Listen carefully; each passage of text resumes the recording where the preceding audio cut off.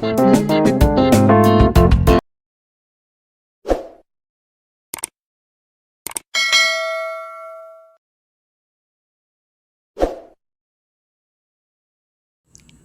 morning mga kalaki. So ito na naman tayo. Meron po tayo ngayong bagong project. Yung project natin ngayon is Honda Dash 110.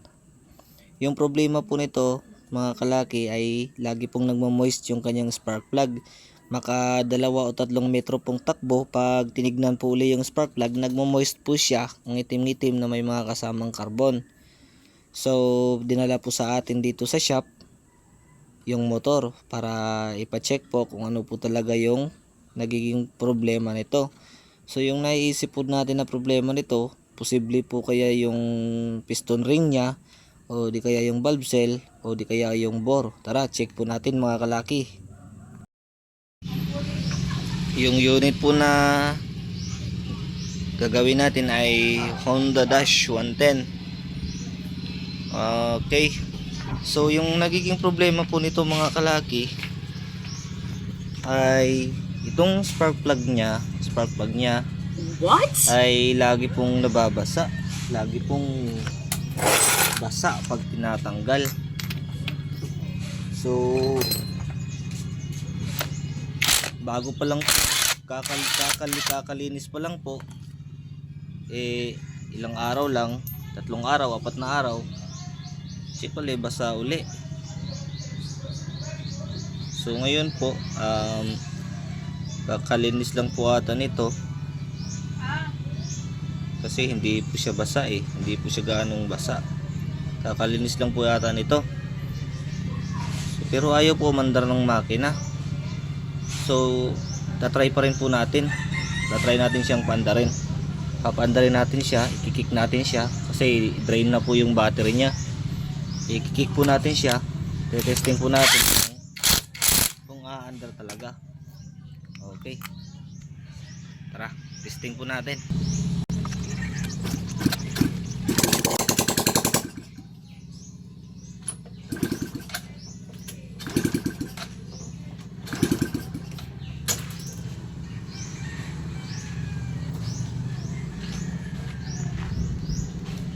So yun nga mga kalaki,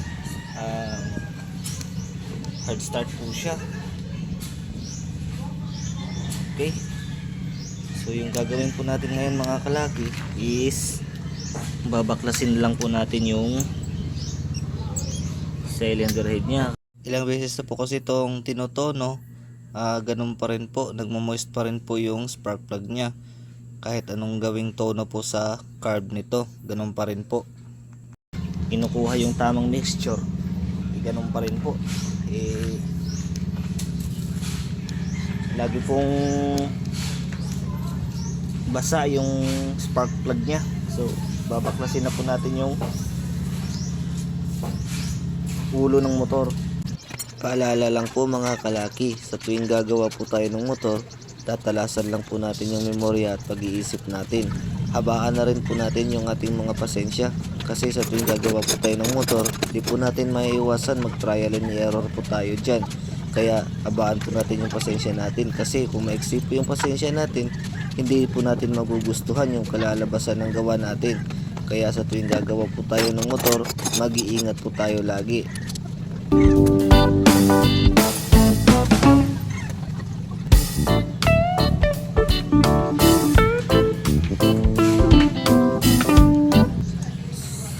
Okay, yung next po na gagawin natin, bago po natin tanggalin yung timing chain nya, yung top sprocket nya, ay i-TTDC po muna natin siya. Okay, tupunan po muna natin siya ng top dead center.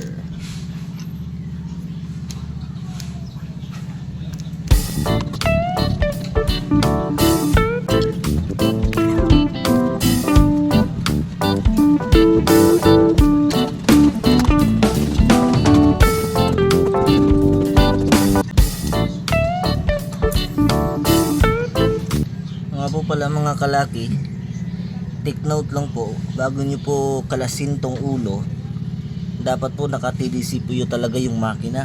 I-check nyo po, makikita po dyan sa may, dito po sa may bandang camshaft, makikita nyo po yung top sprocket dyan, naka TDC po. So yan po, ito po yung marking, yung marking na yan po yung marking ng top dead center.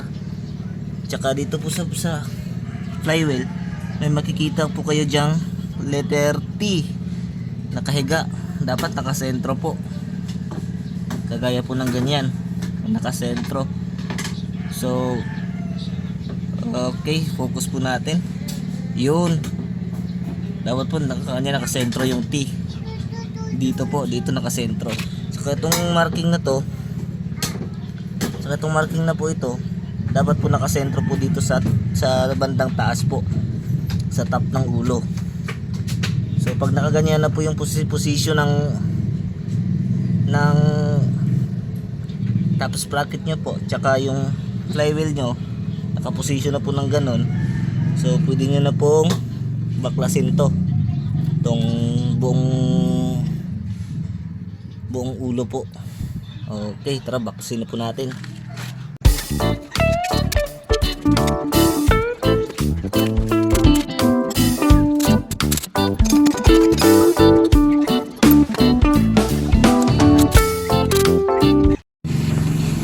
Okay mga kalaki, natanggal natin yung head assembly nya, pati yung bore.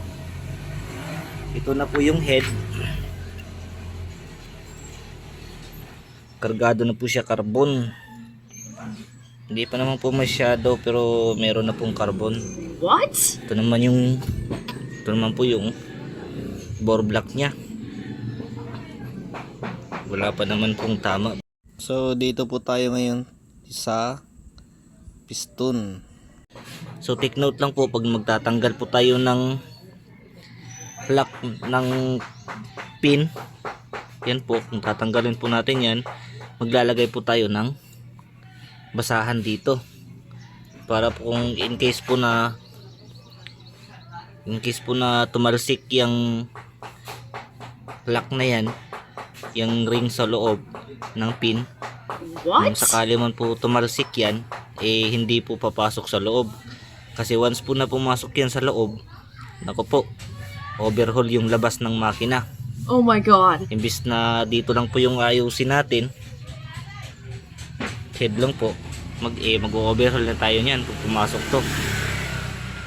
Okay, tanggalin na po natin mga kalaki. Tanggalin na natin yung piston nya, para ma-check na rin natin yung connecting rod kung meron na pong clearance. Okay, tara po.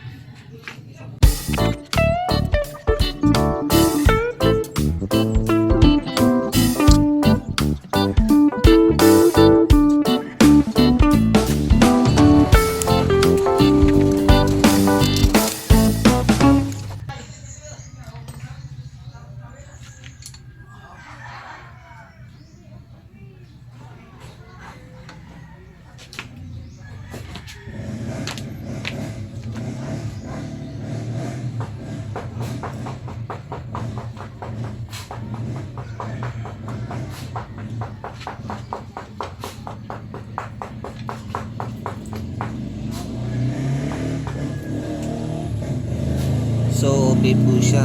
So ganyan lang po yung ginagawa kong pag-check ng connecting rod kung may lumalagotok na po sa tuwing pinupukpok po yung connecting rod. Okay.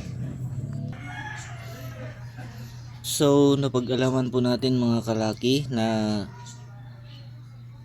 nung nabuksan po natin siya, so ito pong dalawang maliliit na stud bolts niya sa may cylinder head, nakita po natin yung isa may tama na po. Yan po, may mga tama na po siya. So pansin po natin yan, yung isa wala pa po. So ibig sabihin po niyan, nabuksan na po ito dati. Nabuksan na po siya, hindi lang po tayo yung nagbukas nito, meron pa pong nagbukas nito bago pa po tayo. So yung nakita ko po kasi dito, okay naman po yung clearance ng mga ring niya. Itong top compression tsaka yung secondary compression ring, okay naman po yung clearance niya dito po sa bore, ayos naman po. So titignan na lang po natin papakiramdaman po natin kung itong piston na to, kung ipapasok dito sa bore block nya, kung umaalog na. Kasi pag umalog na to, kailangan palitin na rin to, papalitan na rin.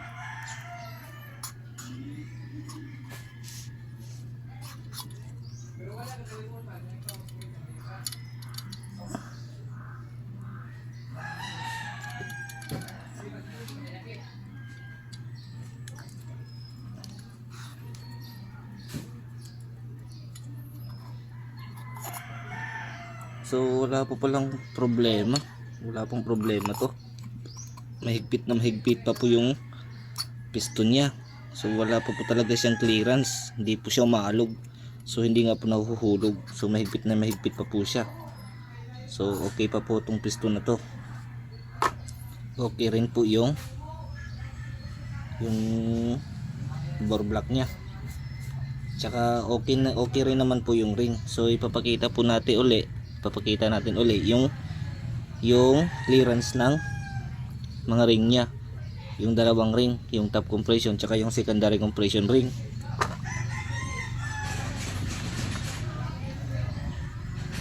So una pong isasalpak natin, una pong i-reading natin itong top compression ring. So ito po, ilalagay na po natin.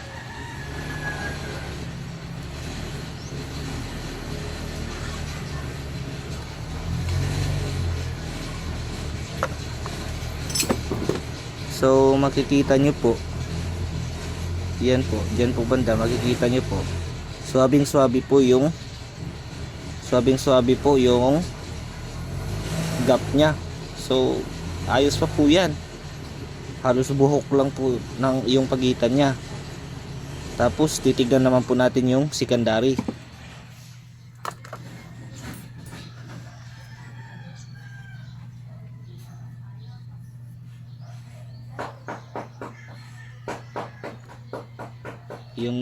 Ito po yung lower compression ring, ito naman po yung top compression ring. So okay po yung clearance nito, yung clearance niya sa ilalim. I-check naman po natin yung lower compression ring, itong secondary.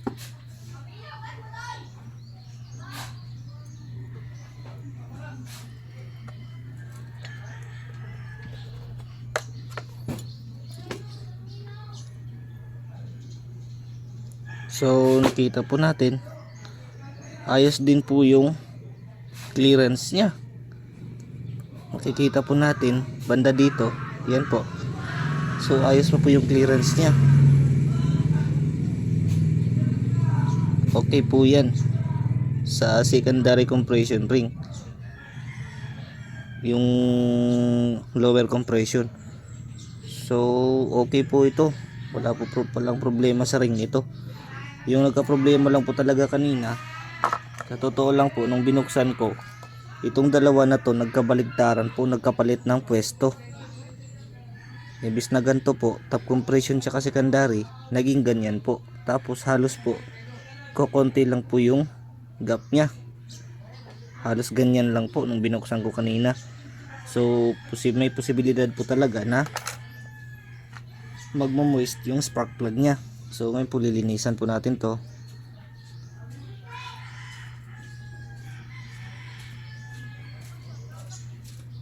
Lilinisan po natin ito.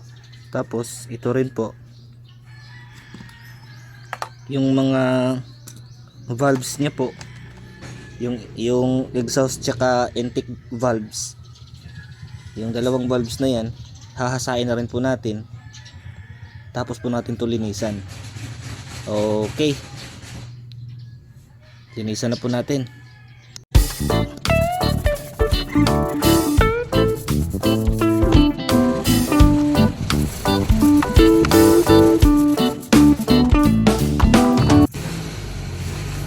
So ayan po, nalinis na po natin siya, pati na rin po yung piston nya, nalinis na po natin. Okay, so ayun po, babaklasin natin tong exhaust valve tsaka intake valve. Tara, tuklasin po natin.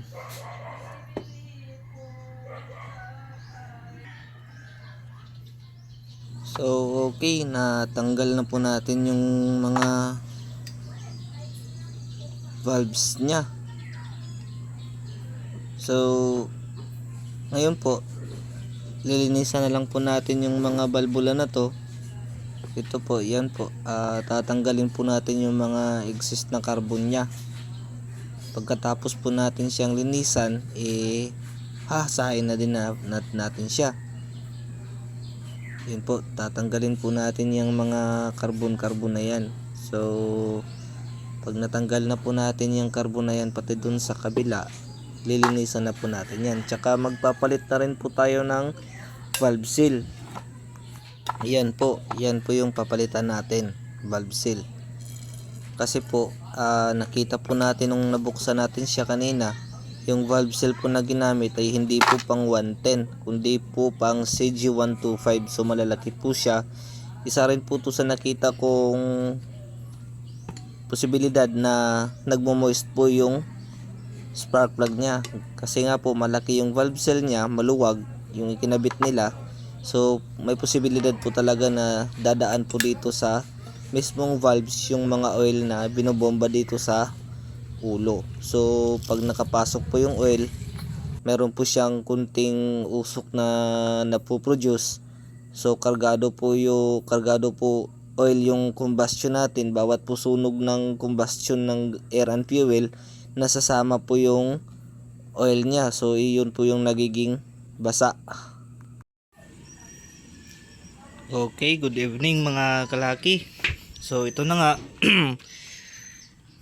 inabot tayo ng gabi sa pagbuo ng head assembly. Kasi nga gawa nga na wala tayong mahanap na valve seal pang 110. Kasi nga yung mga stock nila dito, yung mga nasa tindahan, puro pang CG150, CG125. So di po natin pwede ikabit yun. Gawa nga po na malalaki yung butas. Magiging useless lang po yung gawa natin. Kasi nga po malalaki.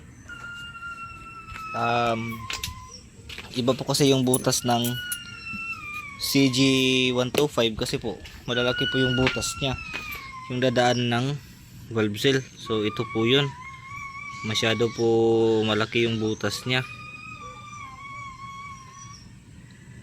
So hindi po natin pwede siya ikabit dun dito sa head na sa valve ng 110 kasi nga po sa gawa nga po na malaki yung butas ng valve seal, maliit yung valve nya. So dadaan po yung oil papuntang combustion. So magmo-moist pa rin yung spark plug nya. Yung nangyari kasi dito, yung naikabit nilang valve seal dati malalaki pang 150, tapos yung pagkabit rin ng ring, baligtad po siya. Imbes yung top compression na nalagay po sa lower compression ring, yung lower compression ring naikabit po sa top compression ring. So ito na nga po, nabuo na po natin yung ulo. Na-timing na rin po natin to. Tatakpan na po natin, tapos ikakabit na po natin yung itong carburetor po niya. Ikakabit na po natin. Stock pa po itong carburetor na to, hindi pa po napapalitan. Okay, tara po, ikabit na po natin. Okay, natapos na natin siyang buuhin mga kalaki.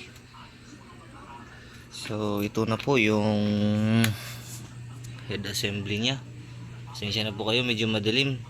Overtime pa rin po tayo ngayon kasi nga po mayroon tayong ibang project bukas. Meron po tayong ibang customer na darating bukas.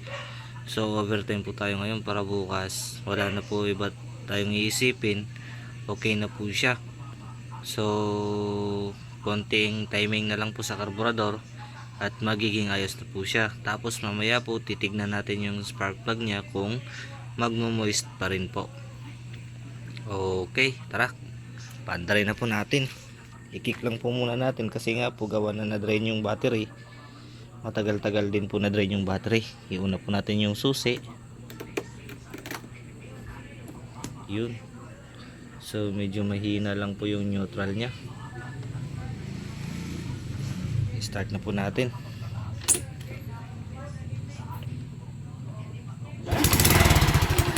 Yun.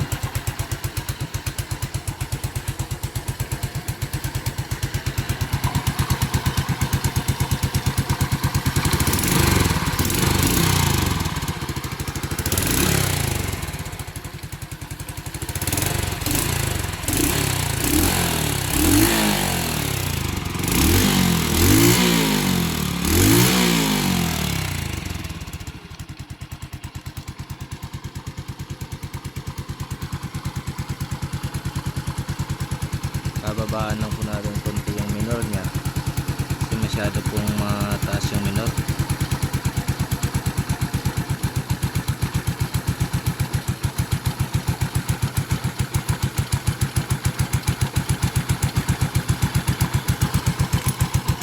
Okay mga kalaki, napaandar na po natin siya.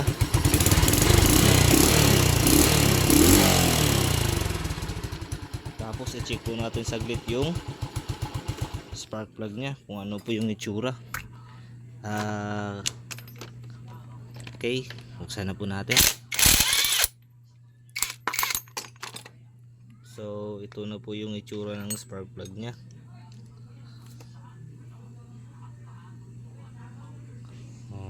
Okay, medyo ano po siya,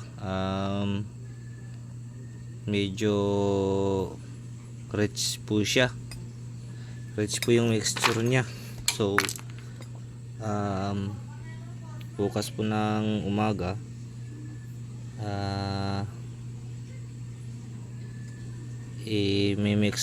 i-mixture po natin yung carburetor nya bukas ng umaga. So medyo itim po kasi siya sa bagay po hindi pa po siya nakakatakbo ng naka high po talaga yung RPM nya, yung nasasagad yung throttle nya. So testing po muna natin bukas, isagad yung throttle nya. Tapos kung itim, kung rich pa rin po, so may mixture pa po natin siya, ititimplahin pa po natin siya para maging optimal po yung reading ng spark plug natin. Okay, at least po hindi na po siya nagmo-moist kasi nung una po kunting andar lang po, pag tinignan yung spark plug nya moist na po agad. So ngayon po okay na po siya, hindi na po siya nagmo-moist. Kaso nga lang medyo rich pa po yung mixture ng carburetor nya, yung air and fuel mixture po, medyo rich pa po. Opo, What? medyo rich po siya. Itim-itim po kasi itim-itim. So bukas po tatry po natin to bukas, yung maibibirit po talaga natin yung makina para malaman po natin kung rich pa po siya or kung optimal na po. Okay mga kalaki, natapos din natin siyang i-assemble. Okay, paki-subscribe na lang po yung channel ko, paki-click na rin po yung bell button para updated po kayo sa mga bagong video yung i-upload natin. Ingat po kayo lagi mga kalaki. Salamat.